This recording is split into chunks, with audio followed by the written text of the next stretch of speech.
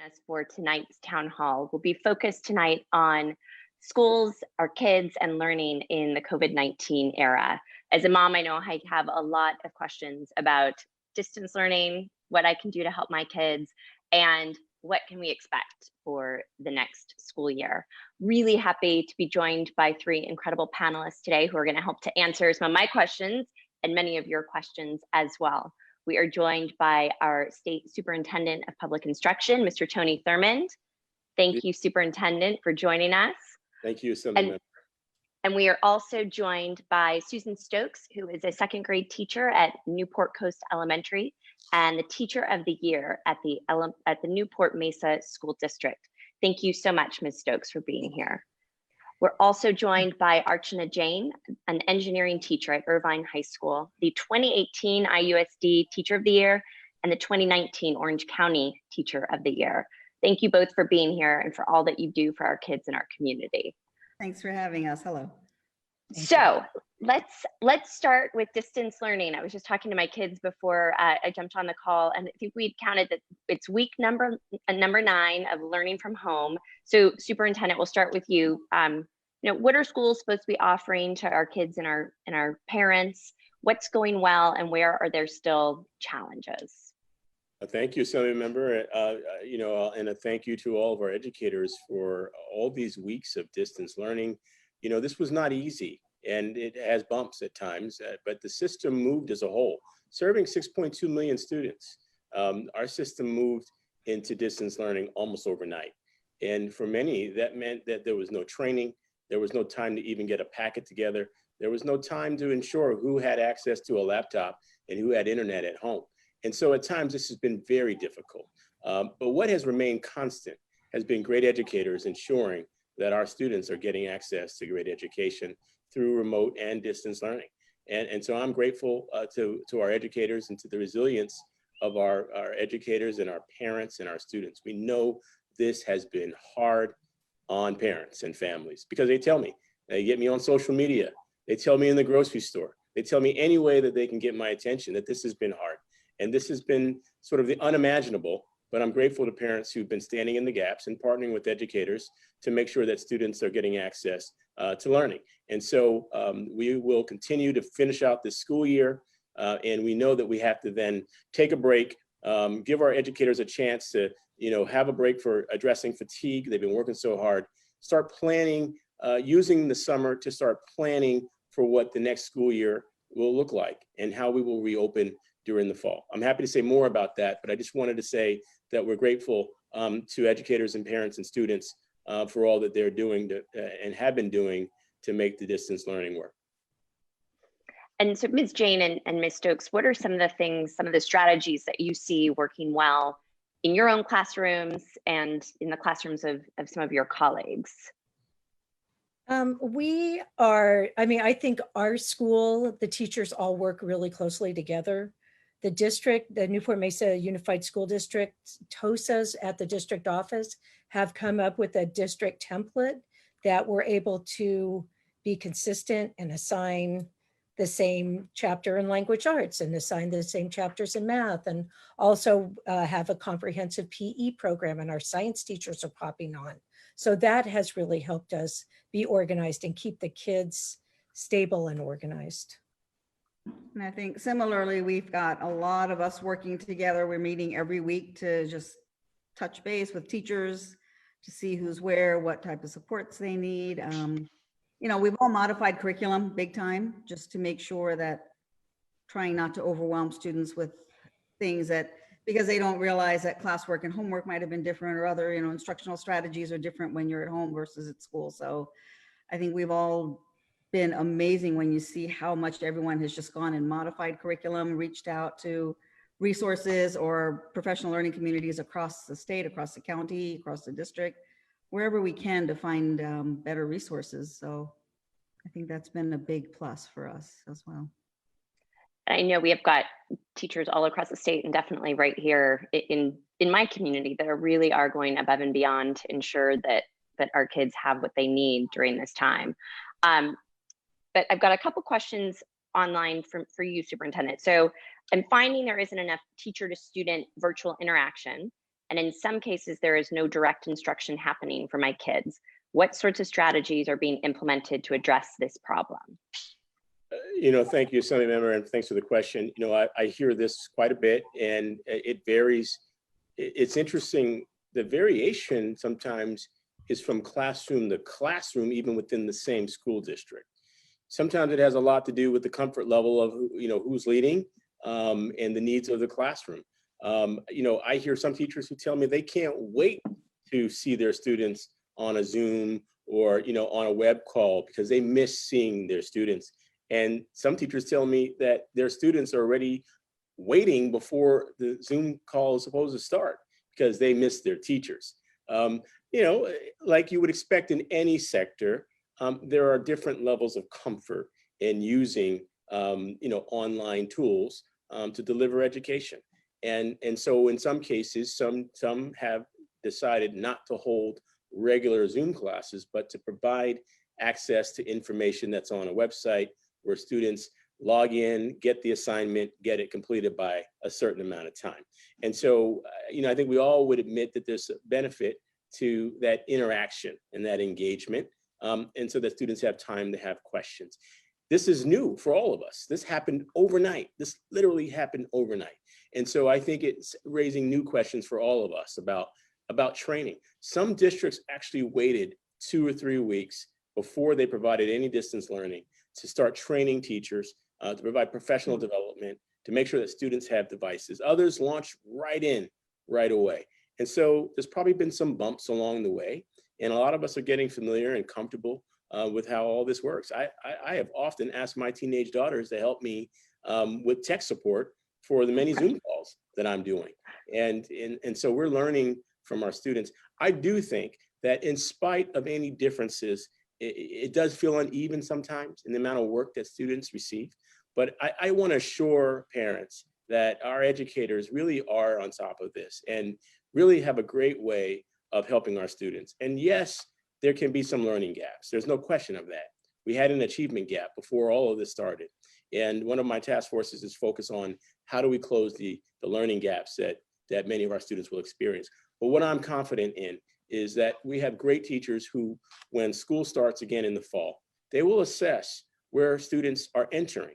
And teachers have been expert at doing these assessments and identifying the right way to support a student, and if necessary, how to help a student get on grade level as needed. I think that this is pushing us to have really big conversations about how learning happens. Is it about the seat time, or is it about the mastery of content?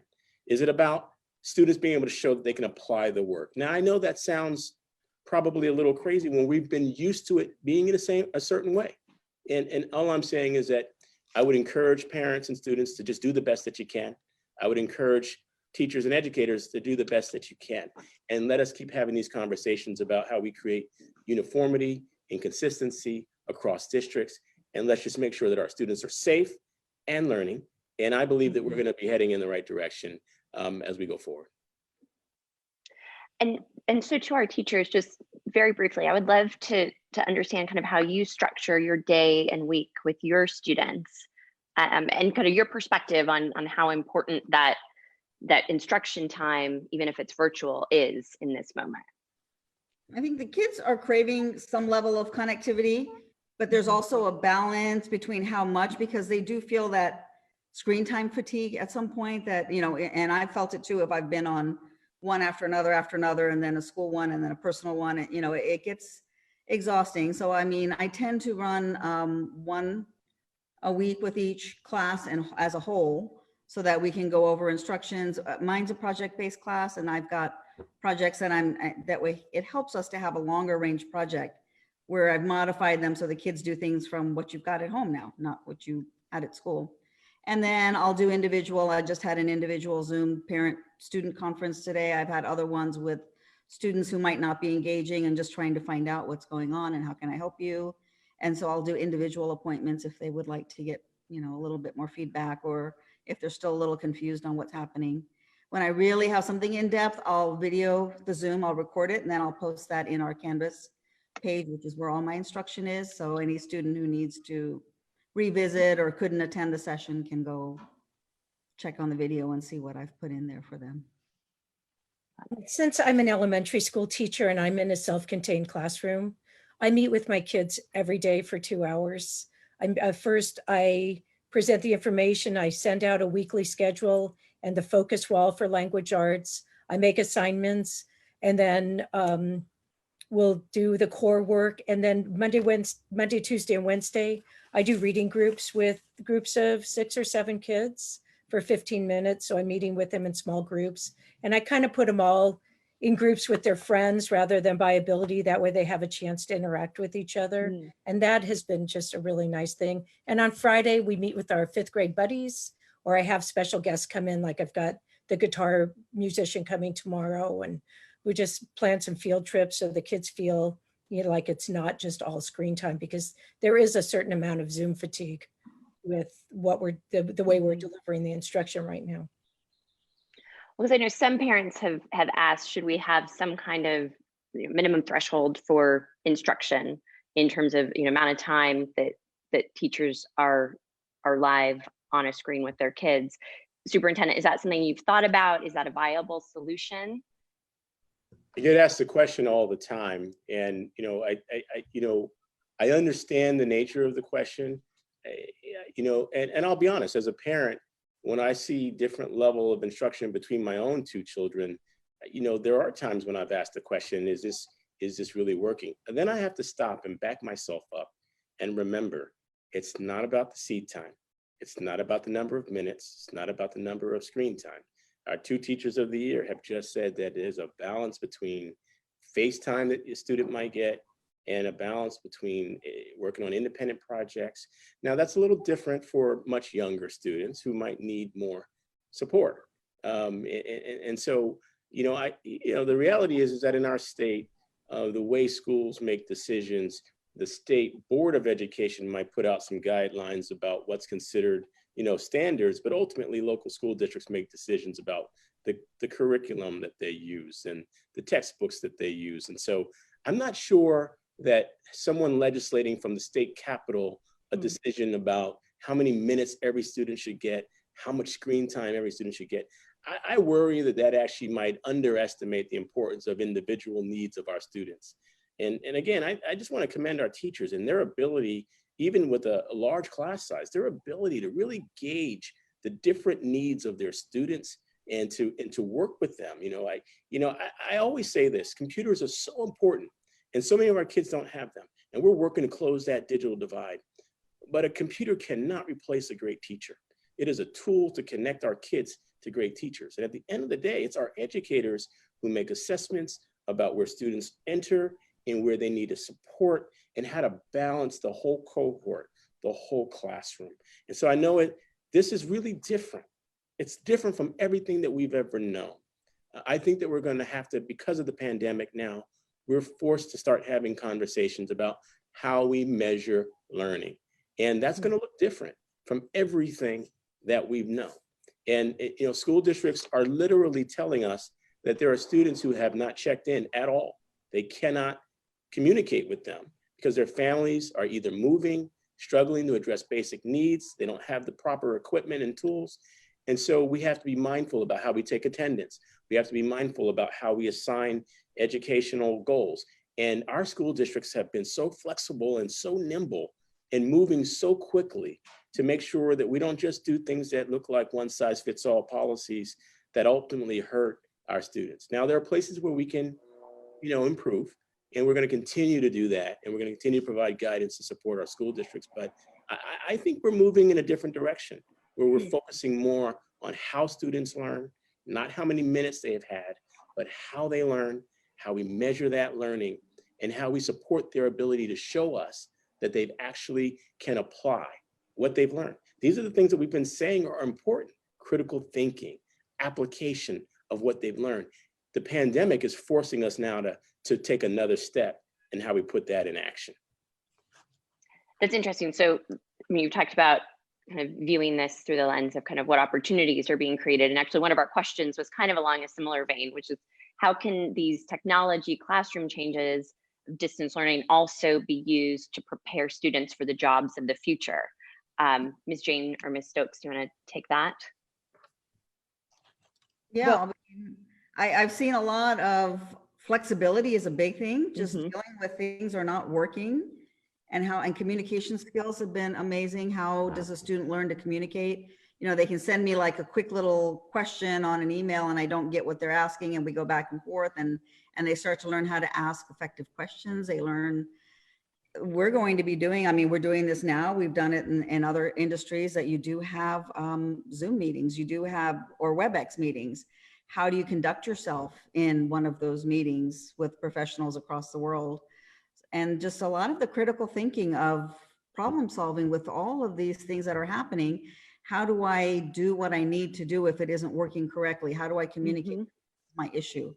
And I think they're going to learn so much more just by, you know, working through these issues, and there's skills that you can't measure and grade, but they'll go away with some great skills. I think. Mhm. You know, elementary school students, things are going to look so different when they get into the job force. Who knows what the technology is going to be? These kids, they know so much. They're so resilient and they're able to adapt. I mean, they teach me things all the time. The first day I did Zoom, a second grader took over my screen. I had to learn really quick that, you know, how I needed to be better than them at the technology. But That they is, also it's showed you that they applied their learning and that they could right. actually show you, right? I'm like, how do you do that? Right. It is such a challenging time. And it is important to take a step back and realize that the challenge itself is teaching our kids resilience, and it is teaching them problem solving, and it is, you know, it is building critical skills in our kids right now, though it feels day in, day out, it can feel so hard for all of us. One other question kind of related to the distance learning theme: how will distance learning affect college applications and admissions? Superintendent, how are we handling that? You know, and the good news is that our colleges and universities in California have all come together, and they have said that you know, they have aligned with what's happening in K-12 this year, and they have said that no student is going to be disadvantaged because of the impacts of COVID-19. And so the CSUs, the UCs, all the private colleges in California, they've all said that they will accept whatever grading system our school districts have. That can be pass fail. Some school districts said that, hey, we'll go with whatever the highest grades you had at the time that the pandemic started, but you can't go any lower than that. All of our institutions of higher education have said that they will work with our students as it relates to admitting them. And they've been really clear that for admissions, they are suspending the use of the SAT for admissions for the oncoming year and maybe for the next year. By the way, today, the University of California regents took a vote to suspend the SAT and the ACT as a policy matter. But as it relates as a practice, all of our institutions of higher education in California are taking the approach that students can take their AP exams from home. My daughter took her AP exam from home yesterday, and you know, it was a much less stressful environment than we anticipated. And so what I'm seeing is our universities have accepted that distance learning is sort of the order of the day. As a matter of fact, as you all know, our universities have all moved to systems of distance learning. They did it the moment that the pandemic hit, and many of them have announced that they're going to stay with distance learning through the end of the fall semester. And so I think that many see this as an opportunity for us to strengthen the way we do online learning. I don't think it replaces in-class instruction. I just think it's a way for us to strengthen how online learning can be a tool to support what great classroom teachers do. And before we get to, because I know I and all the parents at home want to get into kind of, you know, what is the classroom of the future, the not too distant future, going to look like? What do we expect next year? And before we do, I just want to get to some questions from parents who, I think that there's a lot of anxiety amongst parents about, you know, wanting to do everything they can to support their kids in this moment. So, you know, I don't have time in my day to do my work for my job and then also teach or even just get my son to do the assignments. What do you suggest? Ms. Jane, let me start with you. It is hard. I will say, I mean, both of my children are grown now and not, you know, I'm not working with them on this, but it is hard. And I'm a teacher now, I've been a parent, and trust me, when the teacher says something, boy, it makes all the difference in the world. I could say the same thing and no one hears me, but when the teacher says it. So setting up a routine is a big deal. Giving them their space to work is a big deal. Give them even that personal space. Don't hover, don't try to check on everything, but do regular checks with the student on how things are going. Check their grade book online and see if there's missing assignments. Connect with the teachers, and then if possible, have the student have the one-on-one, either a Zoom or a Canvas conference, or through Google Meets, whatever works, having that individual conference, because I know I've spoken to a couple kids individually and it's made a much different approach to what they were doing, or I'll hear something that makes me understand why they're struggling with something. So I know it is hard, and I can't even imagine how it would be to work on both ends. And we have teachers who are doing the same thing. They're trying to manage their teaching schedule with their children's schedule, but a routine is a big deal, and checking in, not on every single day, but at least, on a regular basis. How are things going? How can we help you out? Is there anything you need? And then definitely connect them with the teacher if there's a struggle that seems to be going on. Okay, so structure, routine, and ensuring that you're reaching out to maintain that connection and troubleshoot. And so, Ms. Stokes, question for you: what guidance and tools are available to support my child's learning? Where can I access them? Well, Newport Mesa has just a fantastic toolkit online. I mean, Okay. it's every grade level, and the teachers on special assignment up at the district office have been preparing all kinds of lessons for us that we can download and put in our Google Classroom. So that's where they could go to the Newport Mesa Unified School District website. There's also a lot of, outside resources that, Khan Academy and things like that people are utilizing. So I have some of my kids are, will do Zoom, and then they're doing some other lessons after we Zoom. So they're continuing to move forward. And so what are some of your favorites? So you mentioned Khan Academy. Are there any others that you would recommend to parents listening? I like Khan Academy. I Okay. love just having, since I'm an elementary teacher, I want them to get away from sometimes doing what we're doing in class. So just going on some of these virtual field trips, you can go to the Smithsonian, you can go to the White House. And I think it's really enriching for the kids to do that. They also need to learn how to type. So we have typing club that they can utilize, because all they're doing their work all online right now. So that's what NASA has some great resources, very short challenges that you can do with the students and things that you can log into, and loads and loads. I mean, you can just go into their educator site and there's just simple challenges, fun ideas to do as a family. I actually feel at this point, it's almost like I'm just reminding my students to stay the course, because just like for me, it's information overload. I mean, I'm getting messages left and right. Here's a cooking class, here's an exercise class, and I just can't manage it all. So, there's places that they can go. There's a lot of wonderful YouTube videos that I've sent my students towards for at least engineering purposes. Mm-hmm. So many other places that they can work.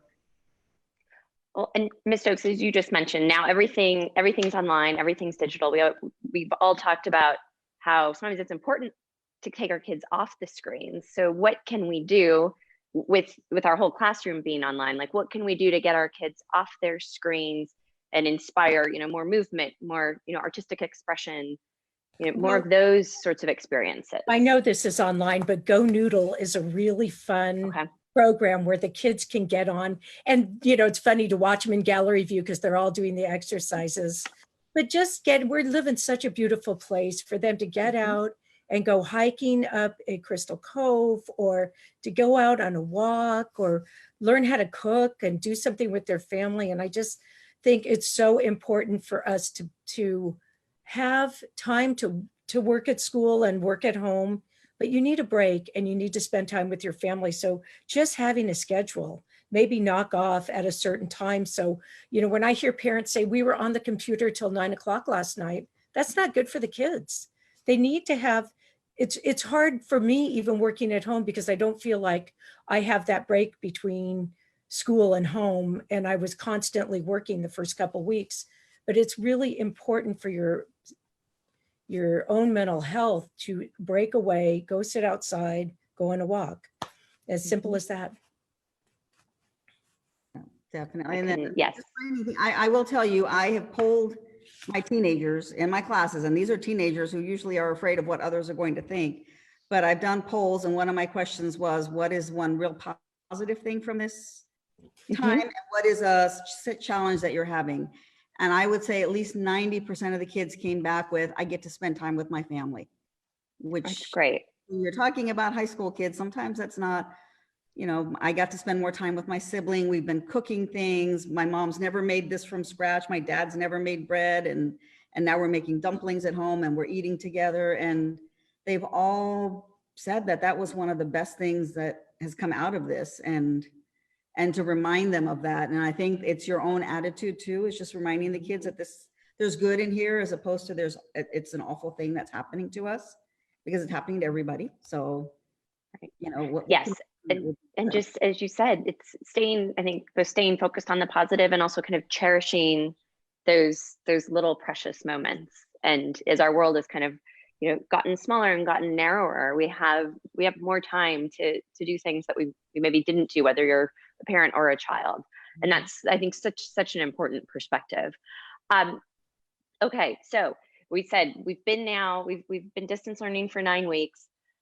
We're about to wrap up the school year. There are so many questions about what is coming next. What can we expect in the fall? I think we all know that opening our schools is so critical to California's ability to be able to reopen our economy. And Superintendent, we also know that there are so many challenges with being able to reopen our schools safely. So tell us, what is the plan for the summer and fall? You know, so many school districts, they will end their school year soon. Some are ending this month, some will end in June. And in many ways, it will be the same. There'll be a little break, there'll be a summer break. There has to be a summer break to address fatigue. And many school districts will use the summer to plan for the fall. And some school districts will create some opportunity for some kind of enrichment for students who may need some additional support to address learning loss. I've heard from some districts that are planning to have a few days early before the school year starts in August or in September, just to start a little bit early for some students who may need some additional support. One thing I want everyone to understand is that California is not going to have a common opening that says that every single school district is going to open at the same time. At the end of the day, we have 1,000 school districts, and they all make their own decisions about when they're going to open. What we're doing at the California Department of Education is we are guiding those districts. We're working with them. We're charting their openings. We're helping them to come up with the plans about what school is going to need to look like. I've got a task force that's focused on one thing only, and that is, how do we open in the fall? And how do we answer the questions that come with opening? Let's accept that most have never seen this done before. It is only now that in some other countries, we're beginning to see students come to school with a face mask on and with staff having a face mask on, that we have to have social distancing guidelines at school, maintaining 6 feet in school. Many expect that school districts may make the decision to have sort of a 2 different times that students report in school, that there may be a morning session and that there may be an afternoon session, in order to accommodate the need for smaller class sizes. Many districts have said that they intend to do this. Almost every district that I've heard from has said that there will probably be some blended form of in-class instruction, as well as some distance learning, to accommodate the requests and needs of families who've asked for it. And so we're working with our districts to understand how to sanitize our campuses, how to address health and safety. We brought in experts from Cal OSHA and from the Department of Public Health to provide the technical assistance on what needs to happen on school buses and on campuses. But generally, we know that when schools open, we're going to have to see smaller class sizes. We're going to have to see social distancing in hallways and common areas and classrooms. And we're going to have to do the same things that we're doing now, wearing a mask, to ensure that we prevent further spread of the coronavirus.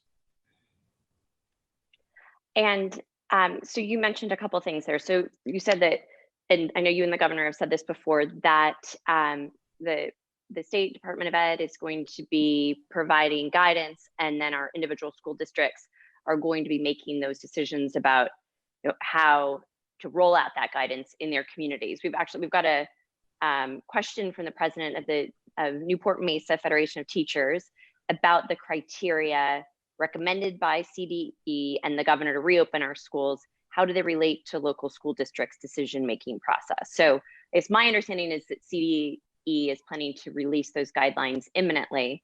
Can you give us any kind of a preview or any sense of what that will entail for our school districts and our teachers?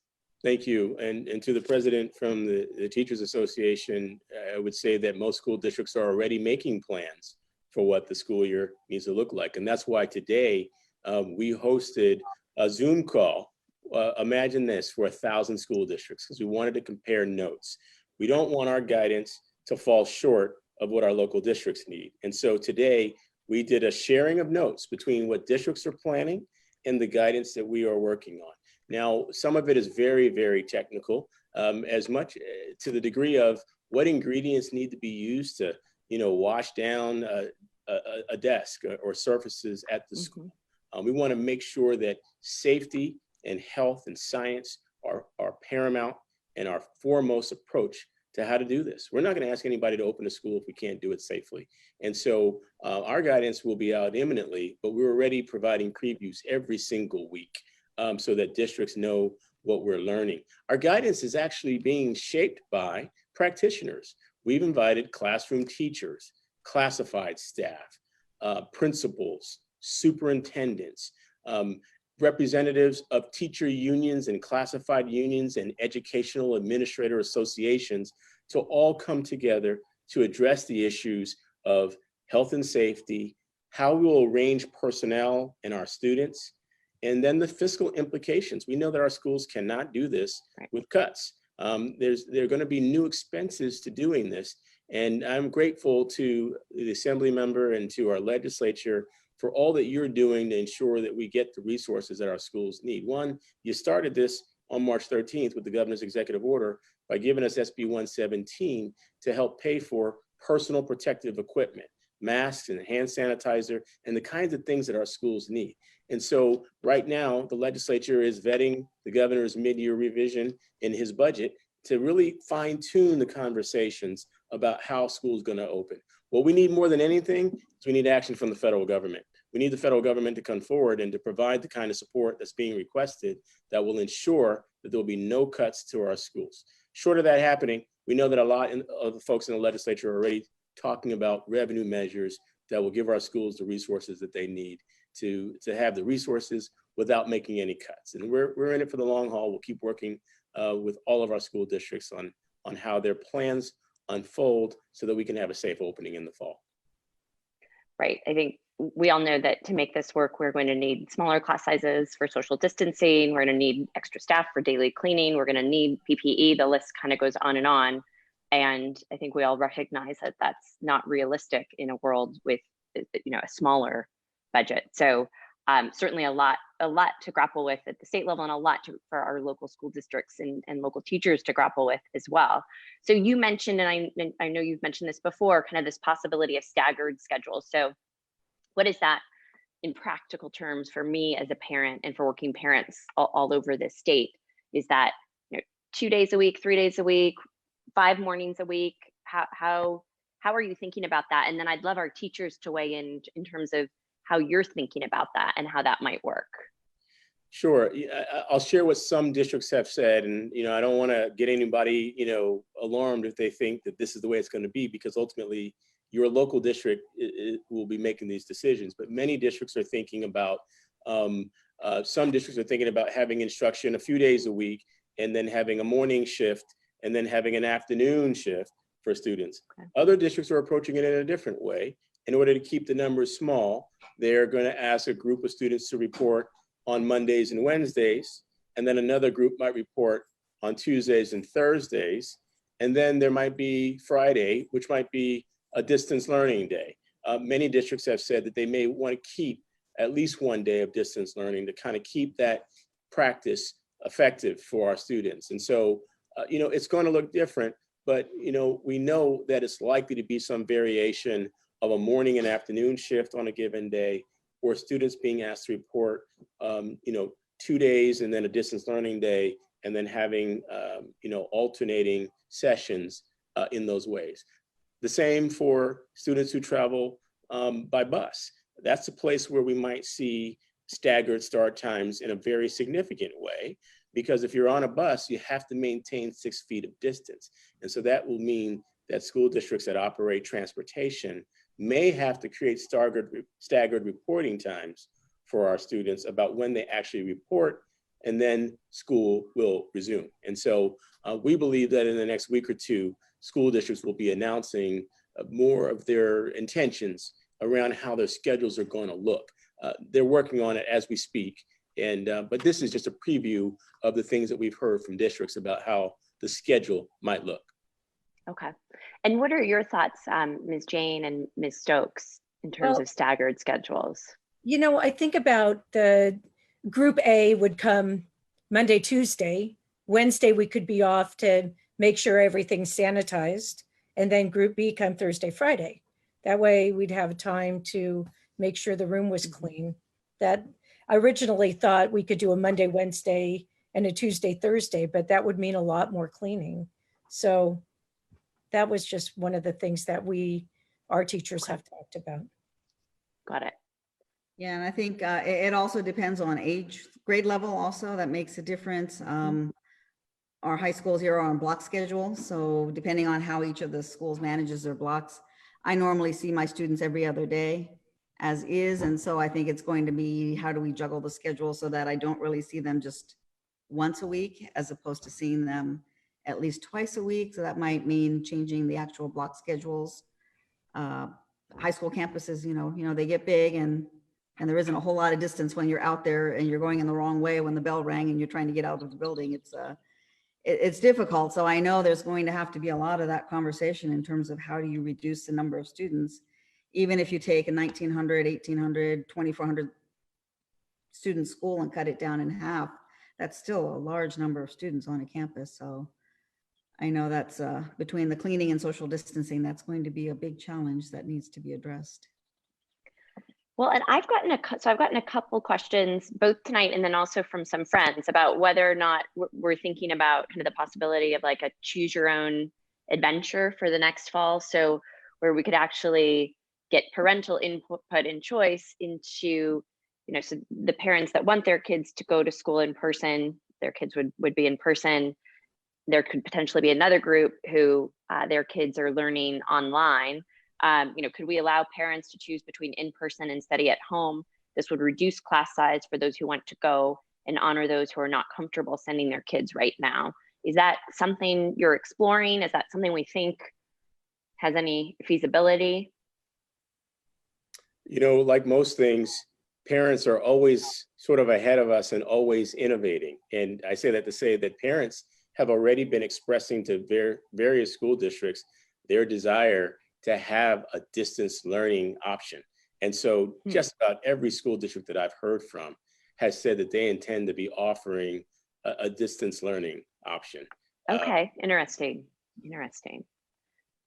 And for you as teachers, does that feel possible for you to be doing, some kids in person in a class and some in a virtual environment?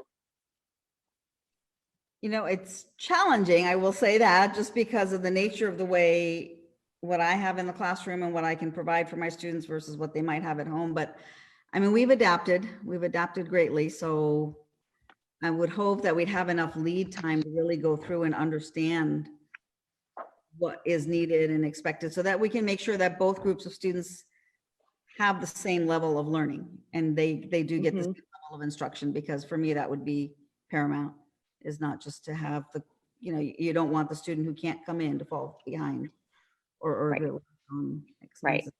I know that daunting task to think of right now, but I know once we get your heads around some of this and how we can do it. we'll figure that out step by Well, step.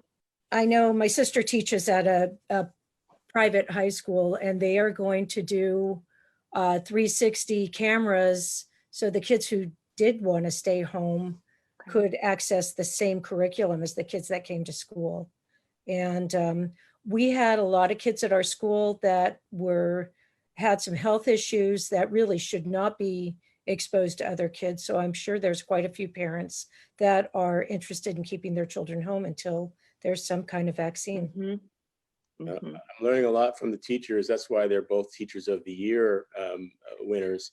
I wanted to mention, Assembly Member, that next week we're going to be hosting a focus group with teachers to get suggestions like the ones that they're providing right now, like the 360 cameras, and how to rotate at the high school level. Because some people have said, well, maybe students will in high school only see the one teacher and that they won't shift from class to class to class. People are putting out all kinds of scenarios. We want to test them against the experience of teachers like you. And so I'm inviting you both, if you'd be willing and interested, to join our focus group and to continue this conversation beyond today, that in ways that we get the benefits of your experience in testing the practical applications of the things that are being suggested. Love to. Mhm. Thank you. And I now have a couple of questions on special education. So Superintendent, I'm going to start with you on these. So what are the strategies, resources, and plans to serve our special ed students right now? You know, we have been encouraging and training and supporting school districts on how to provide special education by remote. Even the federal government, the Department of Education, has said that it is okay to deliver special education in a remote way. Now, I just have to say this, and I want parents to understand that if a school district tells you that they're not going to provide services for students who have disabilities, who have special education needs, they must not do that. That is not the guidance that they are being provided. The guidance that they're being provided is that it is okay to deliver it through special education. I am right now sitting at one of our schools that serves deaf students in the state of California. And I can tell you that our staff has found ways to conduct hundreds of IEPs through web calls, and found ways to keep them secure and to respect the needs of families. And so I think it's the wrong approach for any school district to say we're not going to provide any special education. It's not following what the federal government has given us flexibility to do.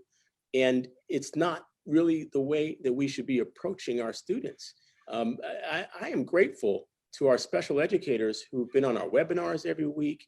We do a webinar on delivering special education every single week. We do a webinar on serving students who are English learners every single week.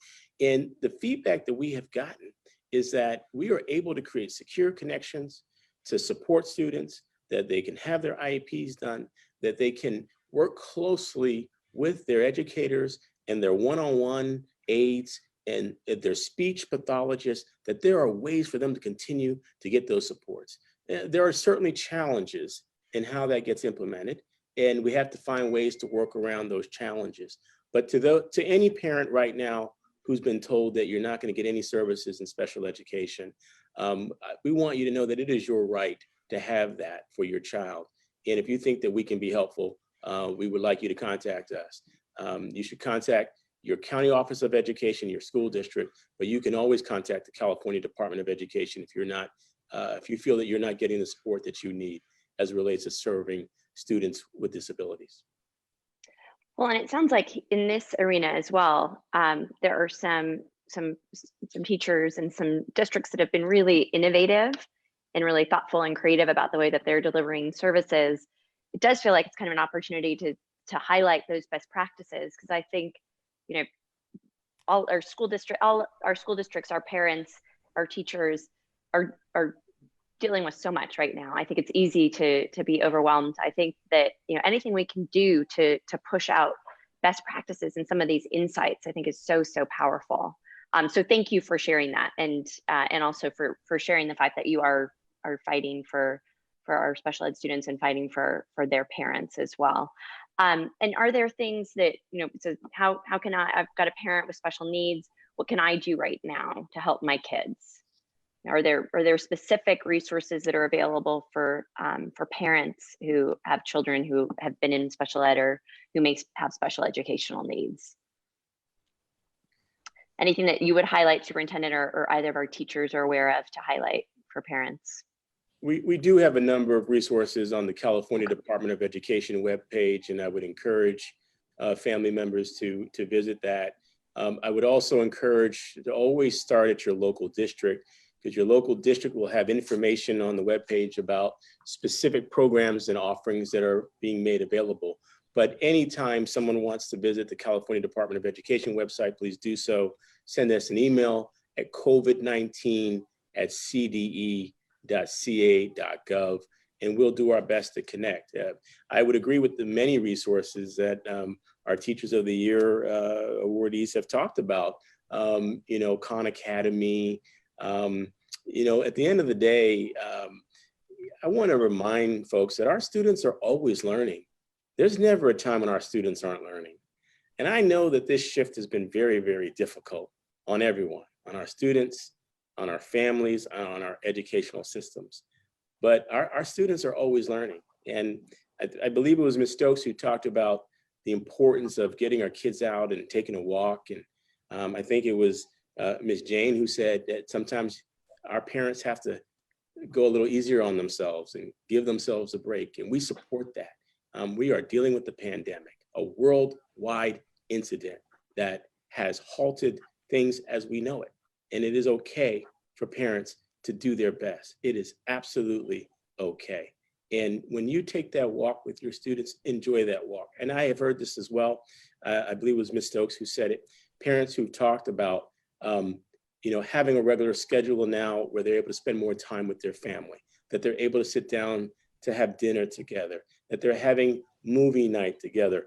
I don't know that my kids like it, but I call our walks PE, and that because what I'm learning as a parent is that it is important to give kids structure, that they need physical exercise, that they need structure every single day. They need to get rest and take breaks from all of the Zooms and get good rest. And they need to eat well. They need to eat well and be well. And so, it's important for us to do some of these things are basic things, but they will pay dividends in the long run on the well-being for our students. And any resource that we can provide, we have mental health resources on our website. We did a support circle today for students that was led by students, where we shared resources. We want to make sure that our students are cared for first and foremost, because this is scary to them. They don't understand this. They miss their friends. They miss being in school. And so it is okay for us to make our focus supporting the well-being of our kids, because they're always learning. There will never be a time that they're not learning, even if it doesn't seem that they're getting a lot of content. Just know that they're learning. What they need more than anything is for us to listen to them, for us to tell them that we love them and we support them, and to help them as we help ourselves through this pandemic. Right, as you said, the most important thing right now, I think to all of us as parents, is our kids' well-being. And this is an incredibly stressful time for parents, for students, for teachers, for all of us living through this pandemic.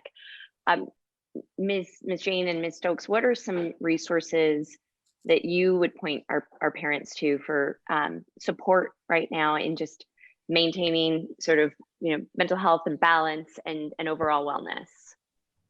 I have sent your staff a whole list. It's a very long list I just got from our mental health group at our school. It was a very thorough list of a variety of places that you could go depending on what they need. And it covers everything from needing mental wellness, of course, and any sort of support in terms of professionals, or even calming exercises, regular exercises, meditation, yoga, all the different areas, whether it's just proper nutritional needs. So there's quite a large range of resources that they've sent me, because I know I don't have access to all of those unless I start asking the right people. And so I got a great list, but I've sent that out. So if you could put that in, I think that would be very helpful. And as always, I think everyone has to gauge what's going on at home. There are a variety of immediate suicide hotlines, 911, if things are really, and there's a lot going on that it's hard for us to not know what's happening in the homes, and that is difficult. But those are your first resources if things are really bad. And then of course there's all the other places that they can access if they need to. So for us in Newport Mesa, we have our student services department has excellent counseling.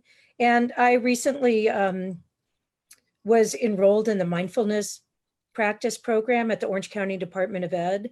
And they have a lot of excellent resources on their website about mindfulness and calming and keeping kids calm. And one other thing is that parents need to remain positive, especially with little kids.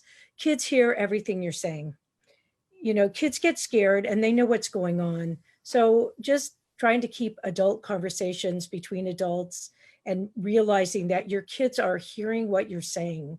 And we want to maintain a positive outlook for what's going on with the kids in terms of whether they're going back to school or the distance learning or everything we're doing. So I just think that's something really important to think about.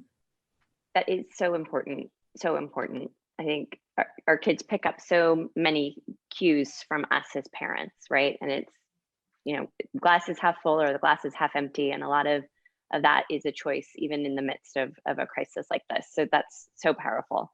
And before we wrap up, this is Teacher Appreciation Month.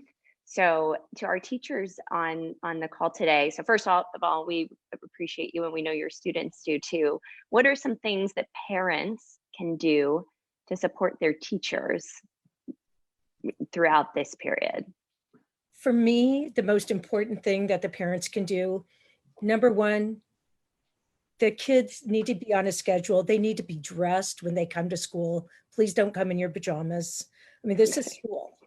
Have all your supplies with you, have paper and pencils and colored pencils. And, you know, I'll put a list out of what books they need for the day, but have your supplies there so you're organized and you're ready to learn. And again, keeping the positive attitude and having the parents just be there to support their kids is really important for me as a teacher. And I think, you know, along with the schedule and keeping up is even just keeping communication with the teachers. You know, I asked for that all year as is. If there's something going on at home that I don't know about, and especially when, you know, I can see a child in front of me and I can see something's off and talk to them, but let me know if something's going on.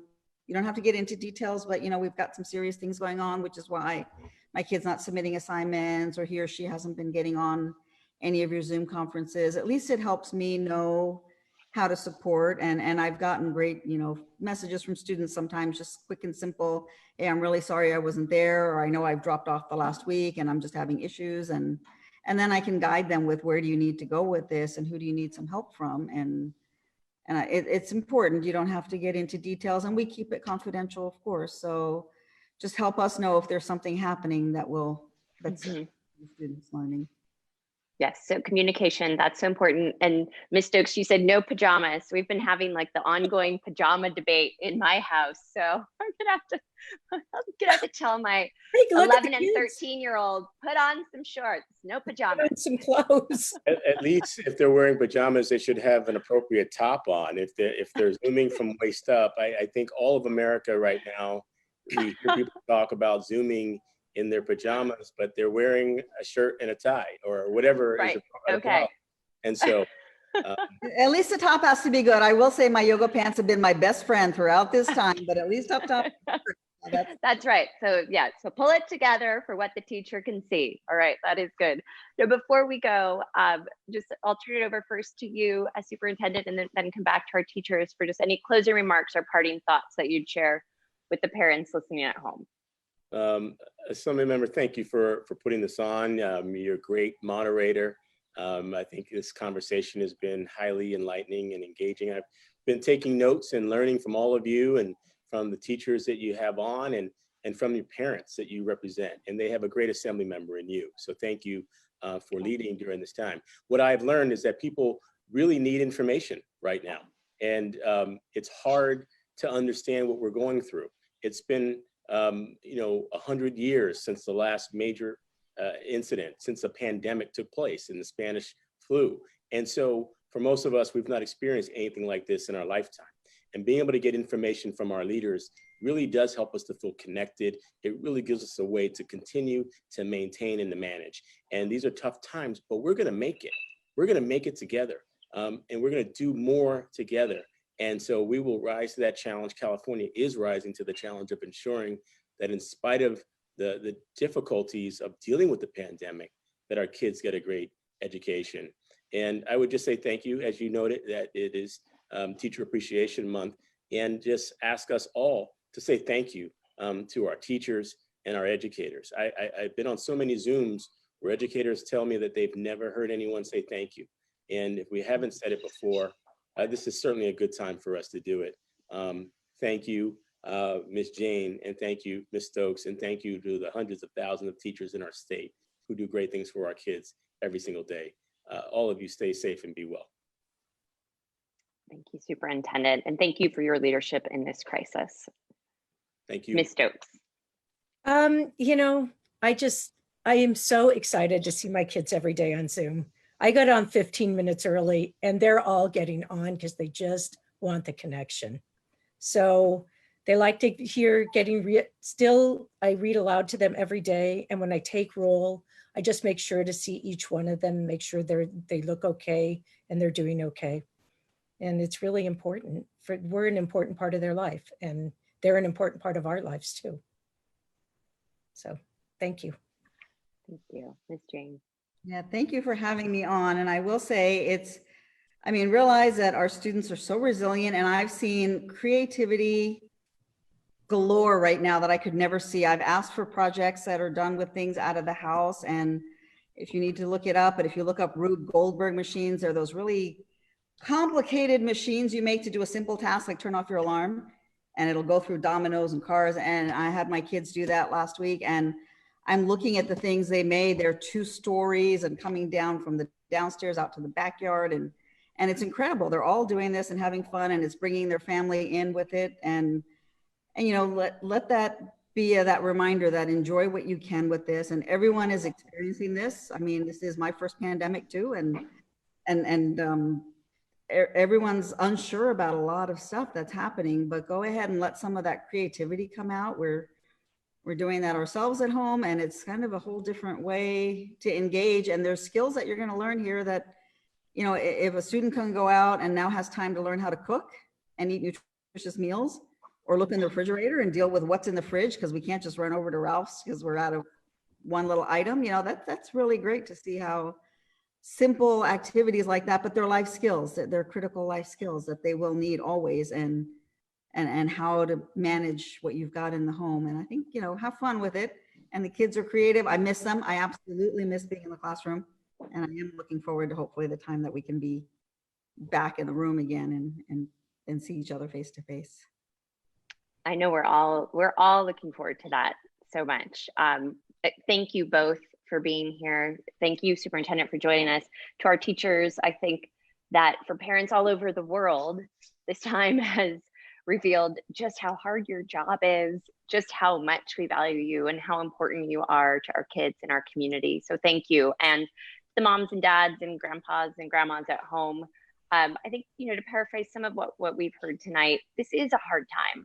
This is an unprecedented crisis and an incredibly hard time, but our kids are strong, they are resilient, and they will get through this.